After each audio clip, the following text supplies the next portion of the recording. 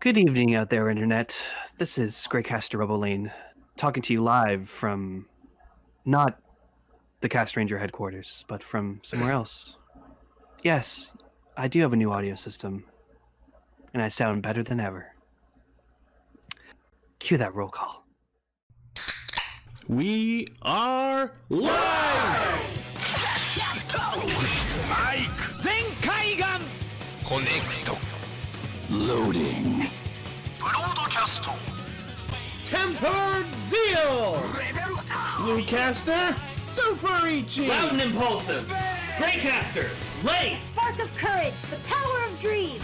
Orange Caster, Global Soft Perka. Broadcasting hundreds of opinions across the world! Radio Sentai Castranger! That was beautiful. Welcome, everyone, to Radio Sentai Castranger, episode 329, and Blazes on point with the Pokemon of the Week. It's Winnie the Pooh! No! It's Stoner the Pooh! It's episode by Brava. No, that's normal. Like, he looks correct there, but there's an older version where he looks not like himself. Hey, it's that panda from those panda commercials. He's a panda cheese where he just, like, wrecks everything. That's what happens when Monokuma gets pissed about a surprise birthday party. I always hated Vibrava because I hated that that's what Trapinch evolved into. I like Vibrava. Really? It's based on the antlion, Yeah. Yeah. which is an animal in this world that goes from a very different larval stage that looks similar to Trapinch to basically a dragonfly. I know it's not biologically one, but it's similar. So Eh. I saw on Twitter someone was posting screenshots from the Kiramager 100 Years Later movie, which was, if you have not seen that yet, go watch it. It's fucking fantastic. It's so Love funny.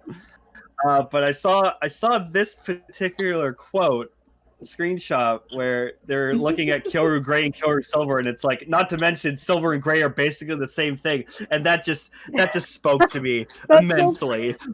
Yeah, I mean, that's pretty perfect. not really. Gray is flat and silver is shiny. That's Well, the I whole like idea. both, so The same whatever. thing, different with different finishes. Yeah, so it's different. They're basically the same thing. Would you say that, like, shiny blue is a different color than blue? Final Fantasy Yes. 14 seems to think so. Yeah, see, Vegas gets it. Silver's just a shiny gray. That's right. That's exactly it. I don't know Well, anything about this, but I think that Well, in that case, you shouldn't be Greycaster because we already have Silvercaster. It should be Mercury Caster. I should just be Shiny Caster from now on. I Oh don't know. God. I'm not any by any means a color expert, but it's weird that we consider gray and silver separate, but like matte blue and metallic blue to not be separate colors. I'm not a colorologist. Well, I just like I the know. metallic colors. I just like metallic colors in general. So, like, if you give me like a nice shiny metallic red or like gold or something, I'll be like, "Fuck yeah, that's awesome." Anyway, if you're tuning in to us for the first time, thank you. We are 3 different shades of silver who get together every week to talk about Damn right. to talk about Kamen Rider, Super Sentai, and a third thing. This week we're going to be talking about Kamen Rider Saber episode 22, Kiramager episode 43, and our feature topic for this week is the Kamen Rider Pretty Den-O special. Which I gotta say wasn't bad. Oh yeah. It was pretty fun. I enjoyed it. Alright, let us go into Saber.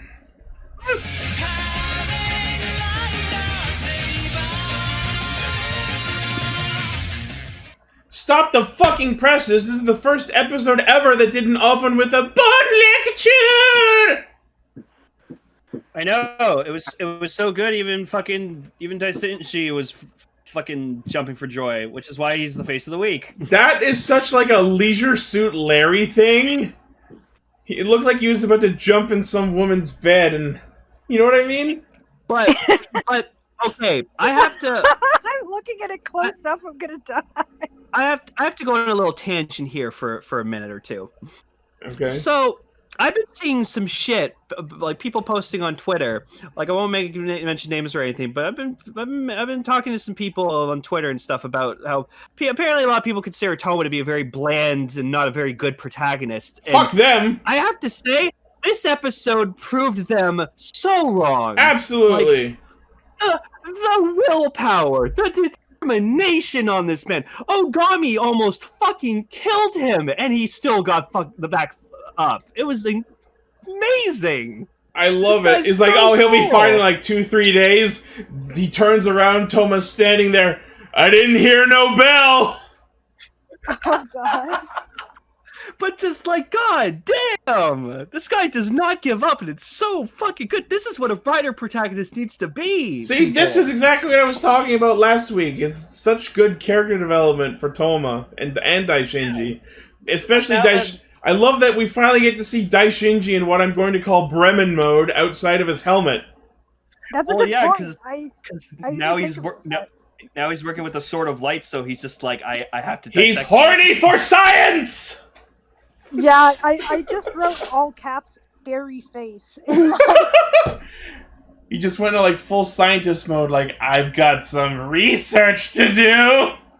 But like Ogami's super awesome, Daishinji's super awesome, Toma's awesome. Ren, I'm just sick and fucking tired of. Ren is still an asshole. Go away! No one cares about you and your little rage fit you have over Toma. Stop it! Go in the corner. But you know what I really like? We're seeing some Rintaro development too. Yes. He's starting to come around just a little bit. Yes. Just don't Come home, don't- Blue Boy! just don't mention the fact that Logos is bad and you're fine. Yeah. Stop bringing that up. Yeah. But this episode is interesting because they posit that maybe it's not specifically Reika that's evil, but it's Master Logos who's just okay with sacrificing people. Yeah, Yuri says basically like that sacrificing people for the sake of the world was considered normal back then, but now it's more that the people are the world, so you have to defend them. Yeah. It's just like it's basically like that moment from episode 3 where like Anakin and Obi-Wan are talking, and it's just like, I should have known the Jedi were plotting to take over. Anakin, the Chancellor, is evil. From my point of view, the Jedi are evil. We can't talk about Star Wars references in regards to an episode this week until we get to Kiramager. Oh boy. Also, I'm sorry. I feel like I have to point out that apparently Yuri now has his own phone. Yeah. I mean, I'm glad he has his own phone. He was sort of creeping on May's Yeah. phone. God, And speaking of May, how I many- like her hat. how many fucking viruses do you think he's got on his phone already? Oh god, he just gets all those like ads and Yeah. like app downloading. He's like, ooh. There are singles in my area. I don't know. I'm sorry. Why do I have a charge of $500 to raid Shadow Legends? There's this Malaysian prince. Knowing him and the way he comes up with new bullshit powers every week, it wouldn't surprise me if he can charge his phone by pointing his finger at it. Also, I have to call a little continuity thing. So, like, Toma was super fucking injured. Why didn't Yuri heal him?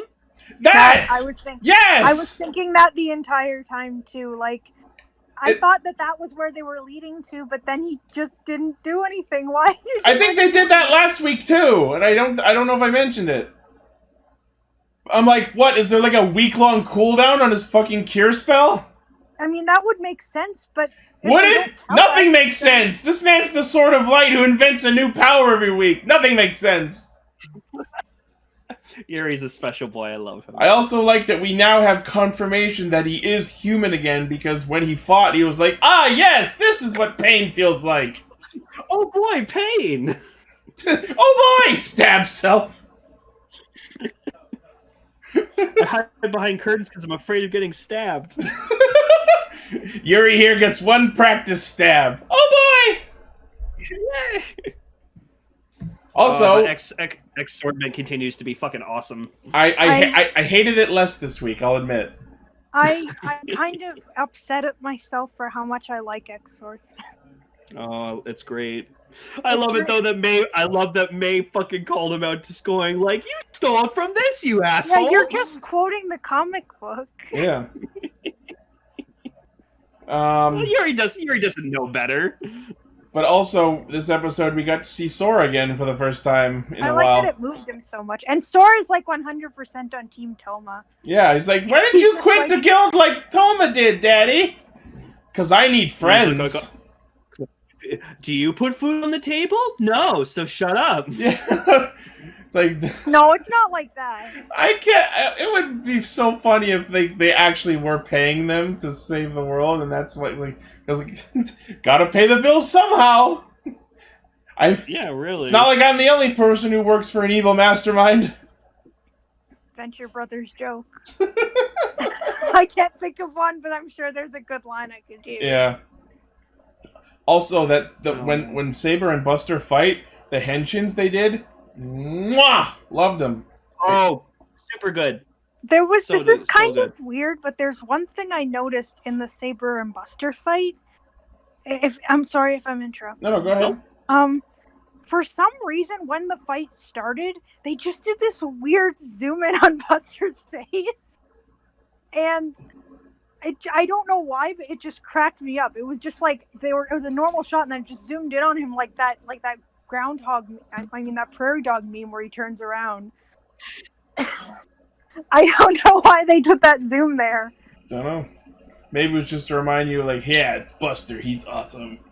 I guess it looked almost like, I don't know. I thought it was funny for some reason. I don't know if anyone else cares or noticed, but I don't think I noticed, but that's fine.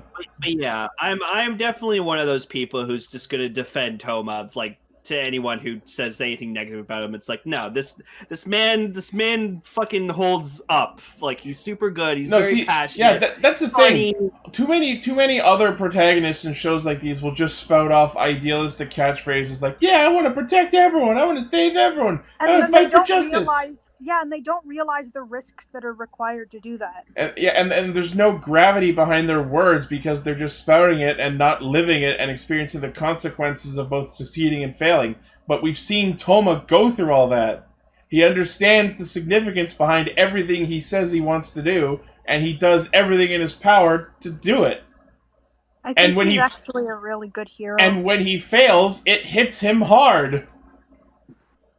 Yeah, and like he still learned. Like last episode, he just learned, oh, I need to tap into my sword more. Yeah, like and he actually grows. Like, sure, it was entertaining and interesting that at the start he was just like, oh, he knows stories because he's a novelist, so he's really good at using the gimmick powers. But now it's like, okay, now you have to actually learn to properly channel into the true power of your actual sword. Yeah, and he's doing it. Yeah, but no, by the end of this fucking show, Toma's going to be so experienced, so developed, he's just going to be, like, broken as shit. It's going to be awesome. Ugh. So yeah, he fights Buster, and Buster drops his fucking Hisatsu on him, and he ends up in a crater in the ground, but he tanked it and lived. What a fucking badass. Cool. So great. But yeah, like, this episode also reminded me just, like, Buster's powerful. Busted. He's super powerful. Yeah, he's busted. He's busted. Like Gar said last week, we're all just impressed he's lived this long. Yeah, no, like, I thought he was going to be the first to fucking go, and it's like, no, you know what? I should never have been thinking that, because he's so powerful, he's not going to let himself get killed that easily. But I actually liked that even though Toma lived, he actually did not get out of it completely scot-free, because Ogami yoinks King of Arthur and brings it back. Also, I forgot to mention this last week's episode, but I like that Disaster kind of like went up to Kenzan. He was just like, I was hoping to see you again. Well, yeah, they have a whole rivalry thing. I feel like if Ren's gonna die at some point, it's gonna be by Disaster's hands. Oh, it has to. Like, I just hope he just, like, holds him up by his neck or something like that. And just snaps his neck Kaiser style. Snaps his neck Kaiser style.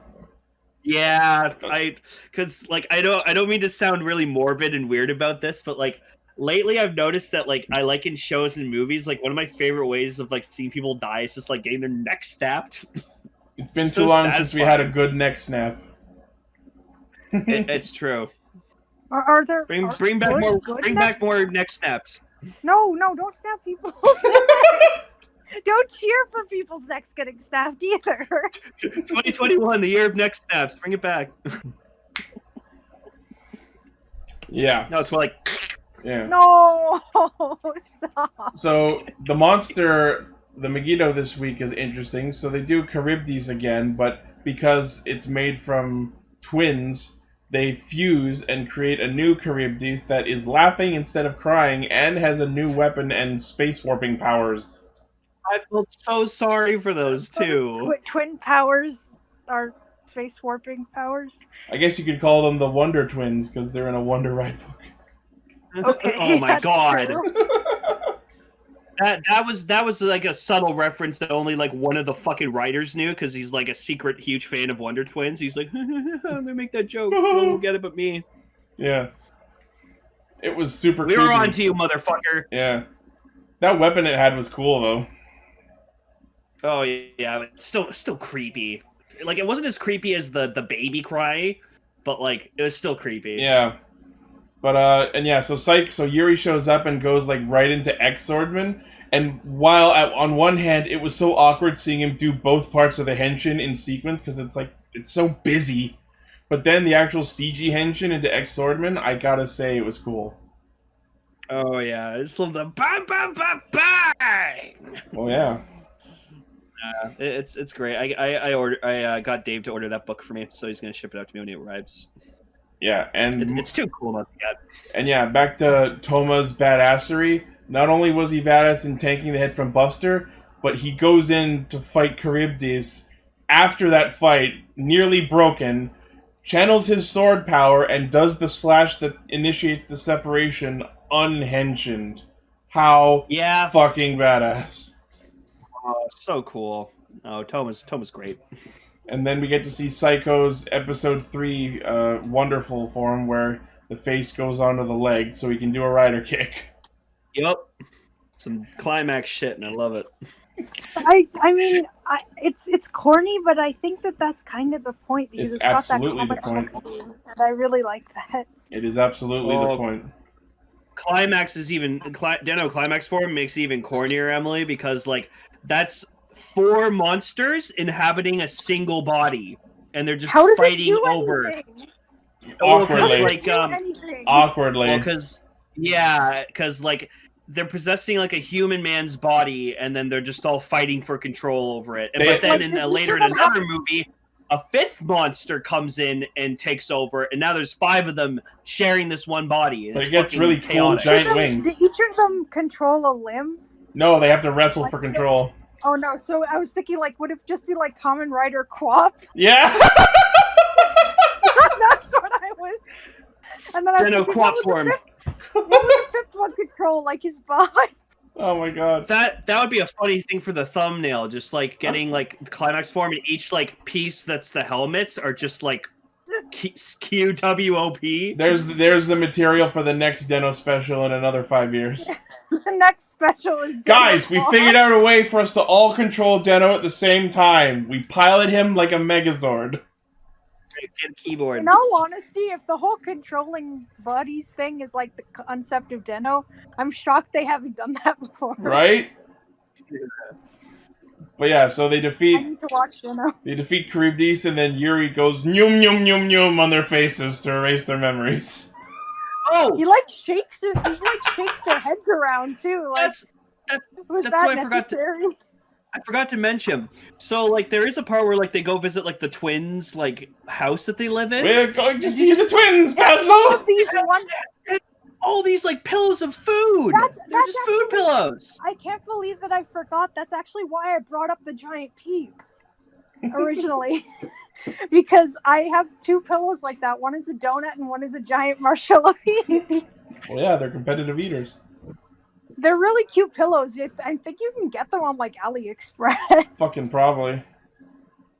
Like they show up God, all the competitive time. eaters, like, man. Steak pillows and egg pillows and like sardine pillows, chicken leg pillows. Yeah. I'm sorry. Okay. This is Let me also say the twins are not good actors. Oh no. Who knows? They're probably actually like competitive eaters in real life. Like for all we know. Probably. Yeah, maybe. See, this is why we need Gar here. Gar gets us the facts. Gets us the casting. That's what I love about him. Yeah. Love you, Gar. Miss you. Yeah, so good episode. I liked it in spite of Psycho. Oh, yeah. He was non-intrusive this time. Just lot of good development. Makes everything better. A lot of good development for Toma, Daishinji, Buster, Rintaro. Ren still sucks.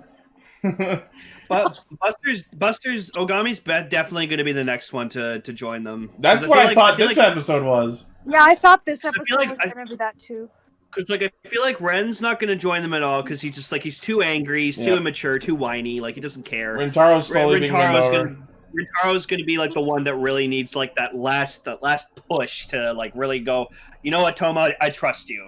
I don't think he's going to be turned until he sees with his eyes that Logos is evil. He has to see it himself. Yeah. Otherwise, he won't believe it.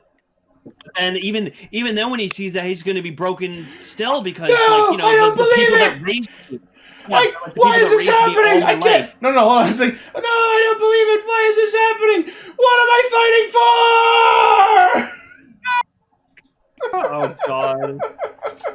Guys, if you want a fun laugh, look up freaking Mega Man Zero, X4. Mega Man X4, and just look up what am I fighting for Zero. It's so funny. It's the worst voice acting. The official voice acting. I like that cutscene. It may sound goofy to some, but if you understand his emotional state at that point, you can feel the feels he feels. I'll admit it's better in Japanese. Probably, yeah. Yeah. It's just like the Tidus laugh from 10. It's stupid until you actually realize the context of the scene. I love that someone put that scene and then they have the Japanese one fucking laughing behind. Yeah. So anyway, next week we're going to get to see Master Logos. They're apparently going to raid the southern base finally, and we're also getting the debut of Primitive Dragon. That's a lot to cram into an episode. Oh, I hope Primitive Dragon just tears people to shit. Oh, probably. Whoa. You know what? You know what I want? That'd be super fucking awesome.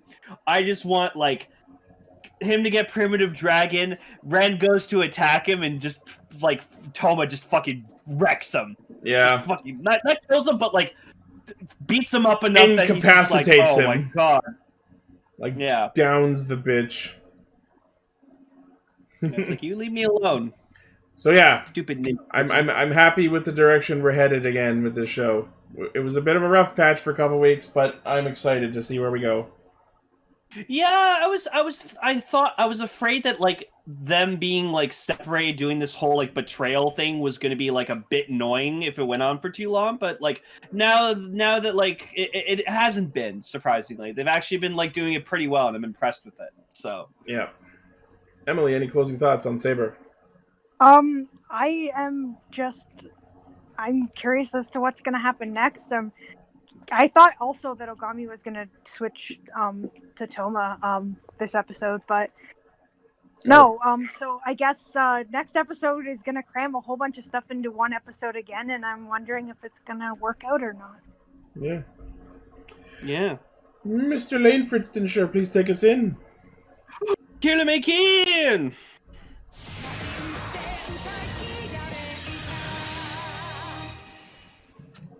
Wow. What a fucking episode. Wow, Garza.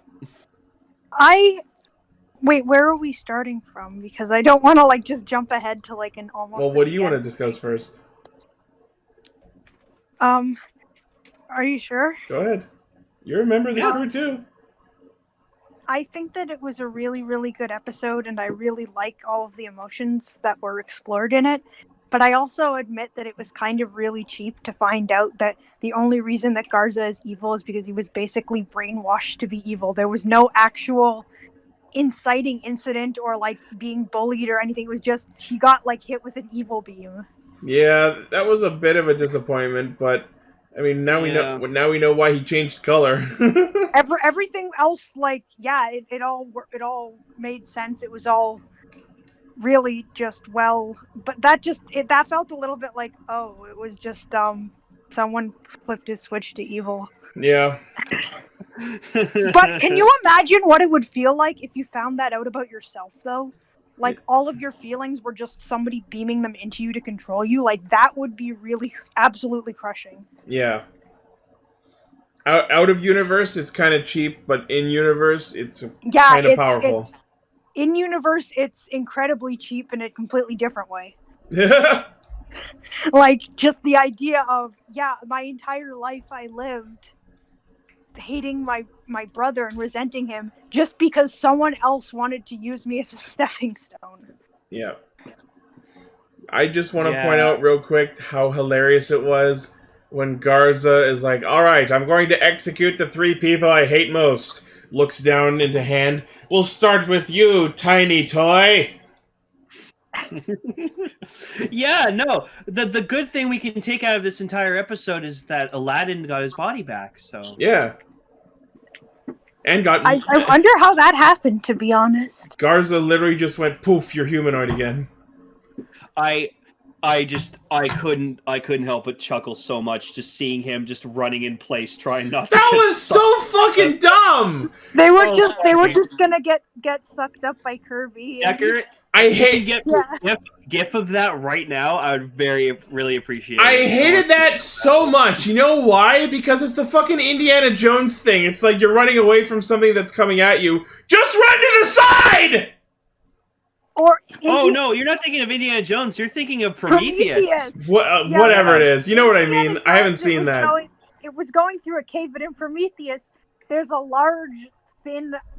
open field with a giant wheel, yes, and they could have just ran to the side, but they didn't. Yes, and some reason they just keep running forward. But, like, it was a giant cave! Just run left! And it was so awkward watching him, like, awkwardly stand in place, trying to make it look like he's being sucked in, and I'm like, you're not fooling anyone! Maybe if they went to the side, then their grip would falter enough for it to just take them. I don't know. It's still funny, though. Yeah, that was my one real problem with the episode. Also, it still pisses me off that, like, I don't like when Jules like, oh man, Garza's is so evil and stuff, but fuck, he looks so cool. God, he's so cool looking. Honestly, like, stop it. No, I felt that the way that Drew was acting in regards to thinking that Garza was really cool and being inspired by him just reminds me of, like, just like when you see villains in things and you're just like, okay, that's freaking awesome. Yeah. Like, it just, like, I don't want to fight you. You're, like, the coolest part about this. I want... He's so fucking cool! Yeah, like, I want us to be able to work together on the same side because you're the best character in this. Oh, man. I've never seen that happen in a show before. I've seen lots of, like, trying to befriend the villain stuff. I've never seen legitimately them complimenting the villain on being awesome. Yeah. And that should happen so much more often. It really bothered me because like they're leaving or whatever to go to Jotunheim, and Fire is just like, oh, Joel, and he's like, what? Oh, nothing, man. Don't worry about it. Go get him. And I'm just like, no, Fire. What were you going to say? Actually, no. I think Fire thinks he might never see him again. That's what it looked like when we cut back to him at the end. Like, I guess Fire just had a sense that Joel was going to experience some bad situation. And, I mean, he was correct. Joel ended up getting shoved off a cliff. Yeah, I think what I wrote was, let me see. He's fine. It was Garza explodes and Drew falls into a chasm on Mustafa. Yep. Which I'm laughing, like, not because I think that was in any way funny. It was I like legitimately was just like, oh no, oh my god. But just like, why did I decide to write Mustafa?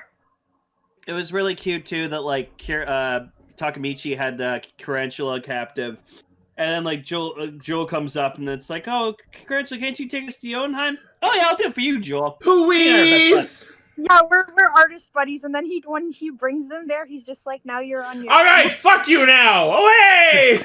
Bye-bye! Just runs off on a giant monster. I was like, oh.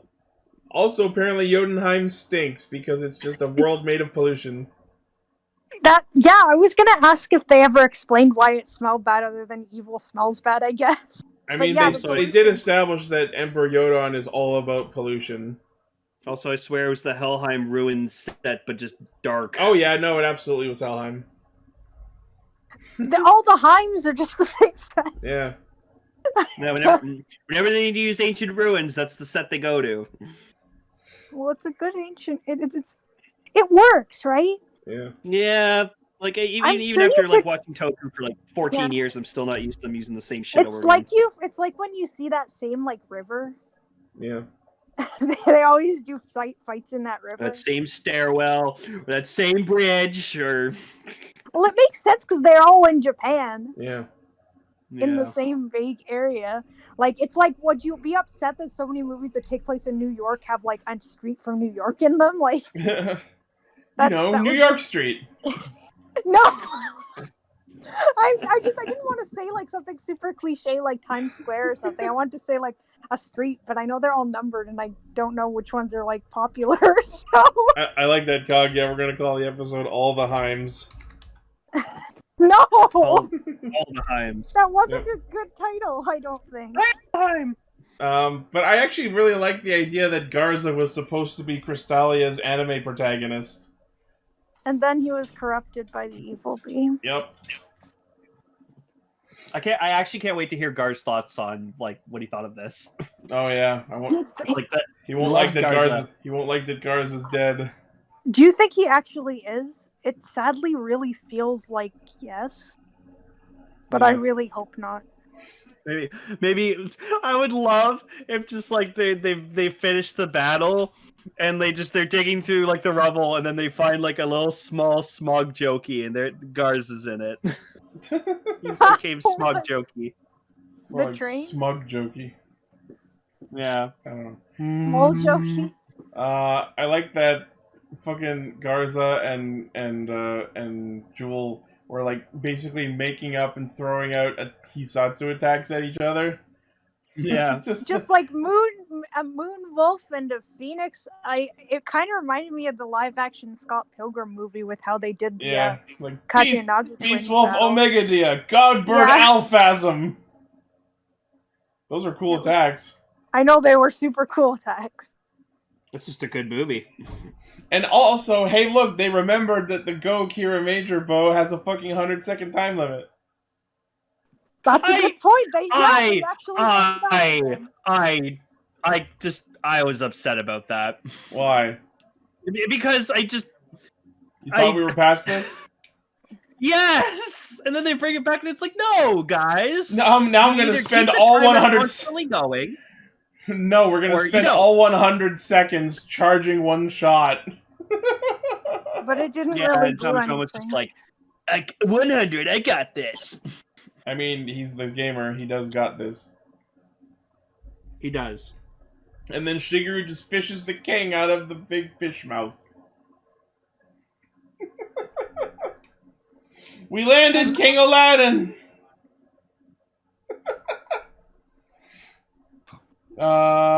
Yeah, so Garza realizes that he wasn't always evil, that he actually loved his brother, that the two of them used to draw together all the time.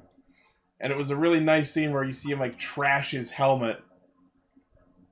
And, like, oh, man, he had a change of heart. Maybe he'll get to turn into that purple and black Kiramager we saw forever ago after all. Nope. Oh. Lasered by Yodon and explodes. Maybe in the V cinema. Yeah. Do you think Yodana is gonna end up joining the Kiramagers? Not like as a Kiramager, but I don't know. You know what? He's kind of Candelira like. Like imagine how more fun Tarantula would have been if he had like a Kiryu Luckyo like crayon kind of sidekick. I think that would have been adorable. I feel like Tarantula's more likely to become good than Yodana. He should have had like a little smaller version of himself. That would have been adorable. A kid Rantula, if you will. Oh man. Maybe. I mean, I agree with that, but I feel like most people wouldn't. It would just be the little the smushed Keanu Reeves meme. There's just like a tarantula and then like a smushed reduced version of him. Him standing there and then just like a photoshopped shorter Speaking of version. Keanu Someone Reeves, shop that for me, please. speaking of Keanu Reeves, I finished Cyberpunk this week. I'm waiting until it's fully patched and done on the Series X. Then I'll play it. Well, I had no problems, and I enjoyed it, and I got almost every good. ending. Well, that's good. Good. I'm glad. I'm glad. I'm glad.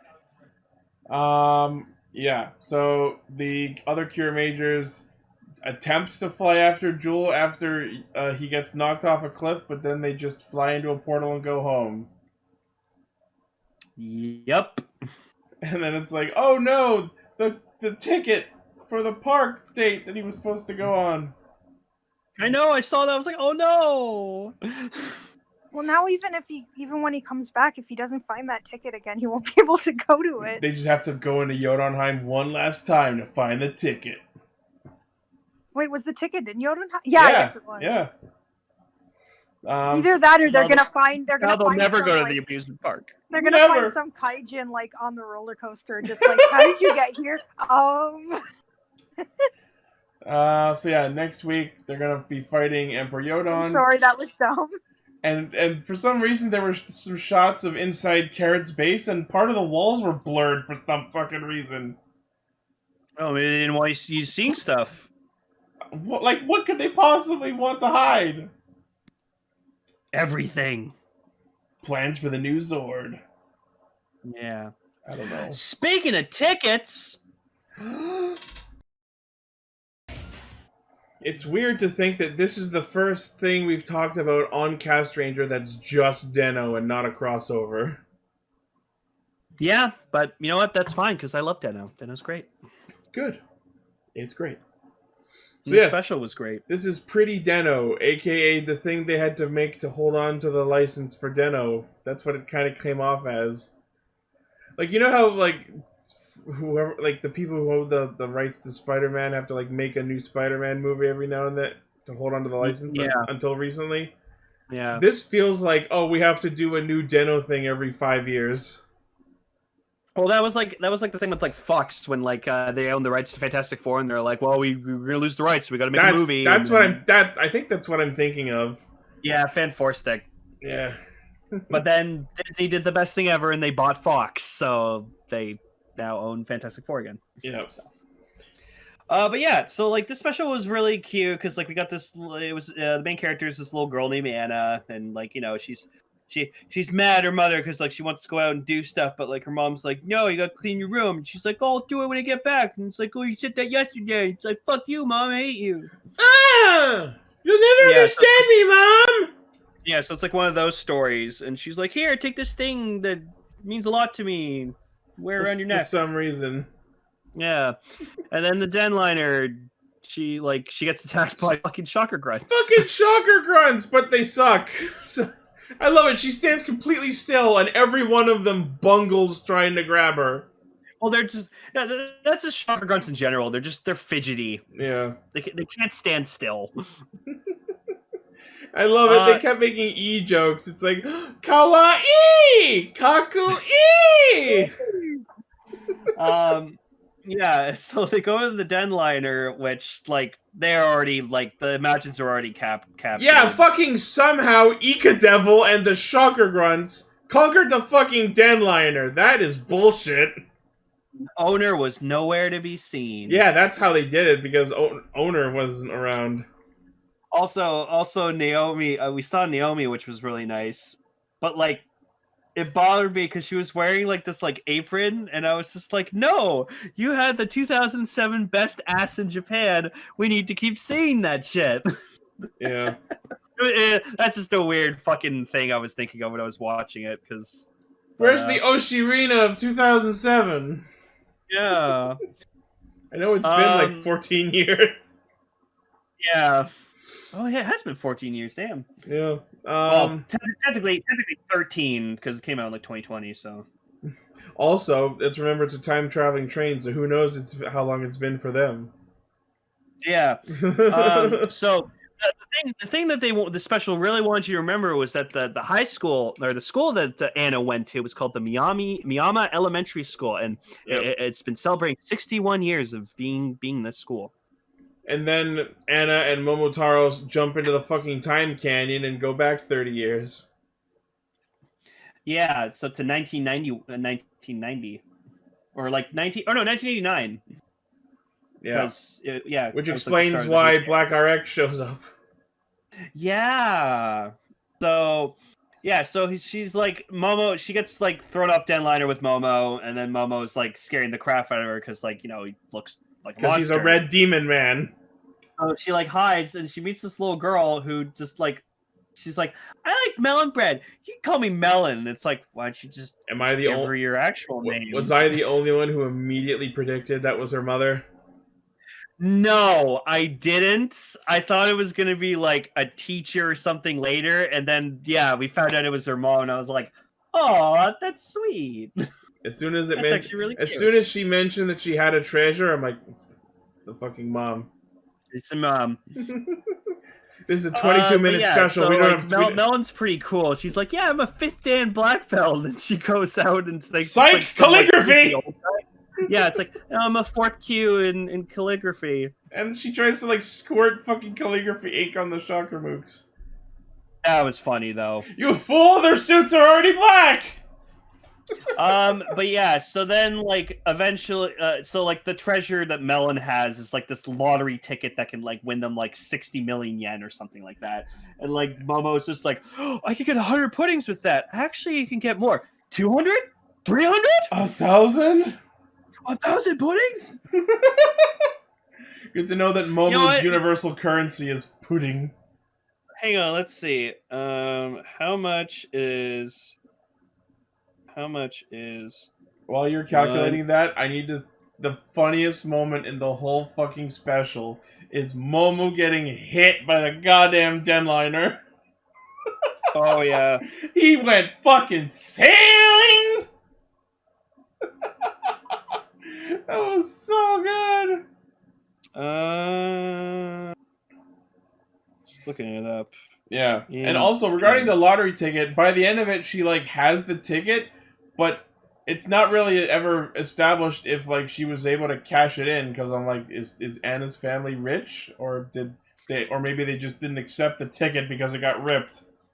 Okay, so it says it's like 50 yen. So that's like. So what, like that's not even like $5. That's like 50 cents. Yeah. Yeah. So how would you calculate that? How much was the lottery for? I don't remember. 60 million yen. So divide that by 50. Okay, so 60 divided by 50. So he could afford basically 1,200,000 puddings.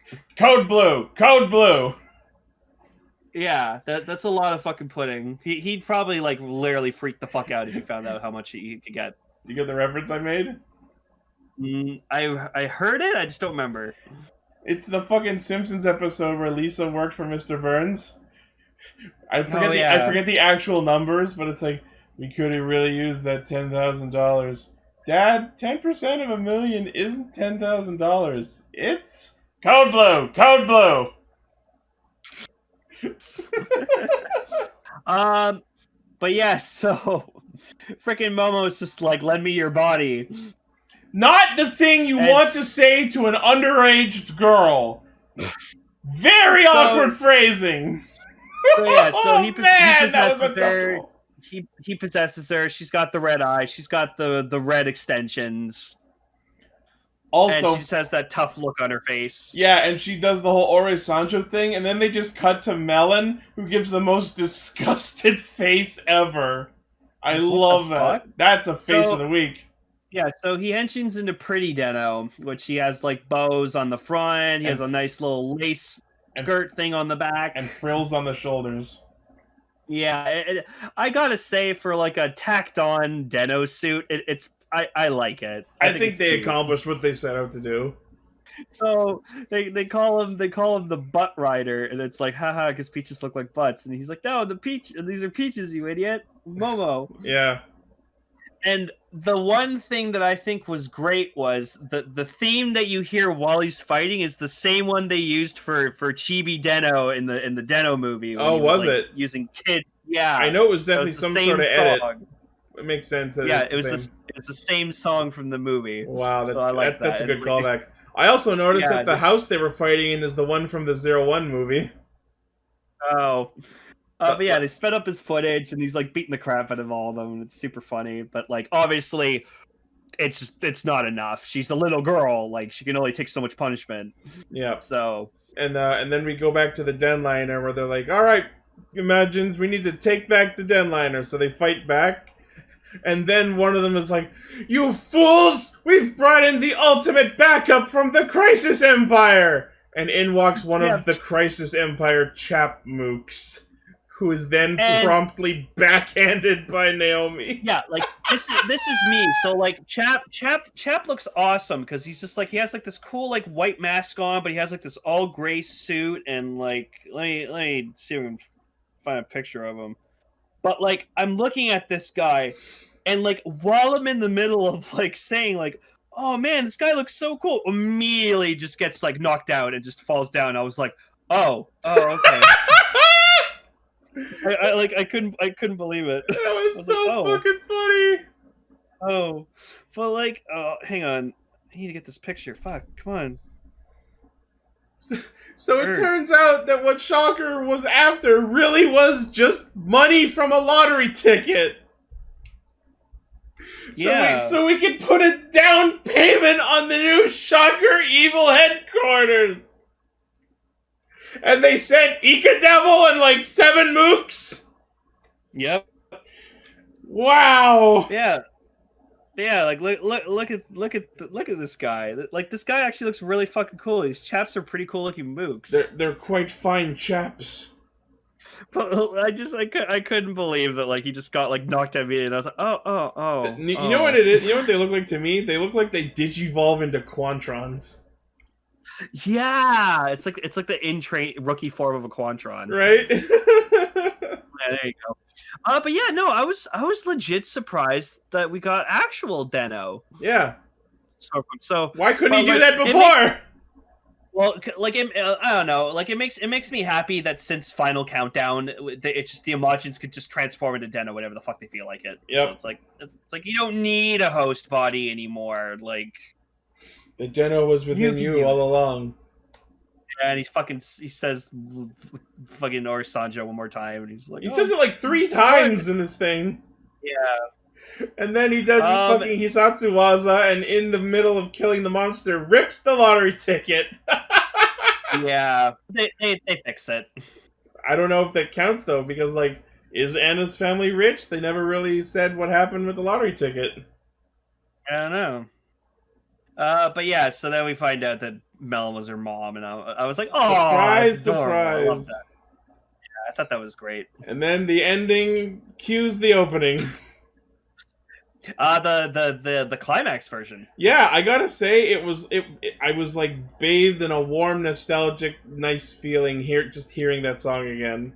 It's been a while since I've heard it. Like I remember when I did my my volunteer program, like just after I graduated high school, like that's when like the music video came out for that version of the song, and it was just like the Imagines performing it, and it was just so fucking cool. Well, anyone who hasn't seen the video for Climax Jump Denliner form, go watch it. It's really nice. Yeah, that version of the song is the best one.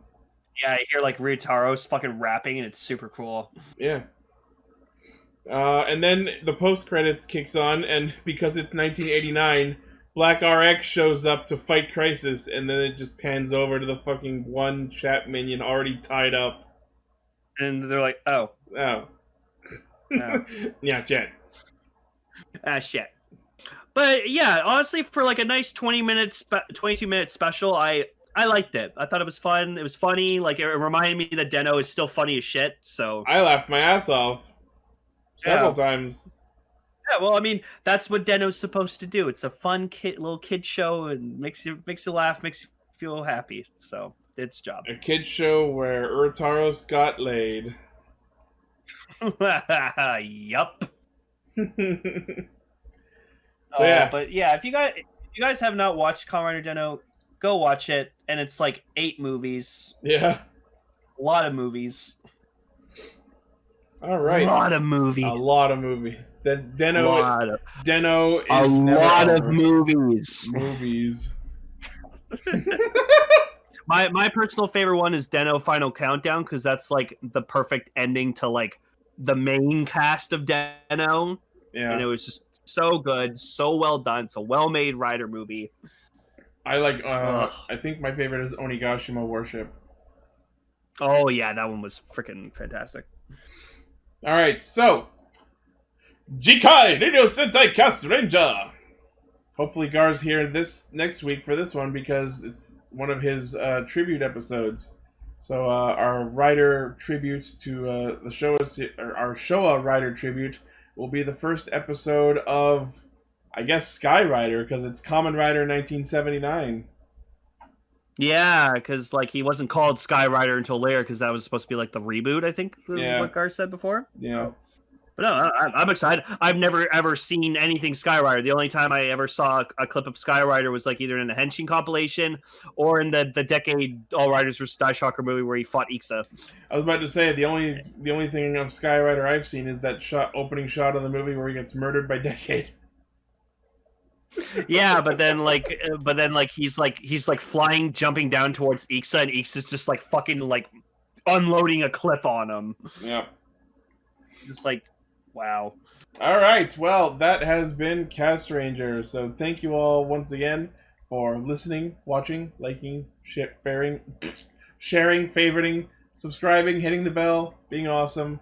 And if you listen to us for the first time this episode, let us know what you thought. Let us know what you thought anyways, either way. Drop a comment. Yeah. Hashtag comments for Lane. Yep. Comments for me. But yeah, so as usual, the primary source of our hijinks is castranger.podme.com. From there you can find our Facebook page where I post thumbnails, our Twitter account, our Patreon where you can pledge to help us make the show better, our Discord server where you can chat with all these fine people and listen to the show live, our merchandise store where you can buy t-shirts, office supplies, masks, even baby onesies with our logos on them. And so yeah, all sorts of other fun shit. Yep. So again, this is Greycaster Robo Lane from Radio Sentai Castranger bidding you all good night, or good morning, or good afternoon, whenever you're listening to this. Whatever you say, Rube Boob Loob Noob. That's right. Blaze gave me that name, and I love it.